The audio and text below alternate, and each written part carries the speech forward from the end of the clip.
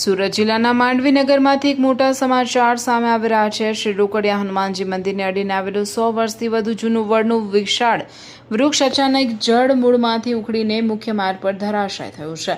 ઘટનાને પગલે રસ્તા પર વાહન વ્યવહાર સંપૂર્ણપણે બંધ થઈ ગયો હતો। સદનસીબે આ ઘટનામાં કોઈ જાનહાનિ થઈ નથી। માંડવી નગરમાં આવેલા શ્રી રોકડિયા હનુમાનજી મંદિરની બાજુમાં વર્ષોથી ઉભેલું 100 વર્ષથી વધુ જૂનું વડનું વૃક્ષ અચાનક જળમૂળમાંથી ઉખડીને રસ્તા પર ધરાશાય થયું હતું। વૃક્ષ રસ્તા પર પડી જતા બંને તરફ વાહન વ્યવહાર ઠપ થઈ ગયો હતો અને સ્થાનિક લોકોમાં દોડધામ મચી ગઈ હતી। આ વડના વૃક્ષ સાથે અનેક મહિલાઓની ધાર્મિક આસ્થા જોડાયેલી હતી। દર વર્ષે વડ સાવિત્રી વ્રત નિમિત્તે મોટી સંખ્યામાં મહિલાઓ અહીં પૂજા અર્ચના કરતી હતી। વૃક્ષ ધરાશાય થતા ભાવિકોમાં દુઃખની લાગણી જોવા મળી હતી। વૃક્ષની નીચે વર્ષોથી ચાની લારી ચલાવતા અશોકભાઈ પ્રજાપતિનો આબાદ બચાવ થયો હતો। વડનું ઝાડ મંદિરના અડીને આવેલું હોવા છતાં હનુમાન દાદાના મંદિરને કોઈ નુકસાન નહીં, જ્યારે સ્થાનિકોએ વીજળી ડૂલ થતા સમસ્યા સહન કરવામાં આવી હતી। જો કે કોઈ વ્યક્તિ વૃક્ષની નીચે હાજર ન હોવાથી મોટી જાનહાનિ ટળી હતી।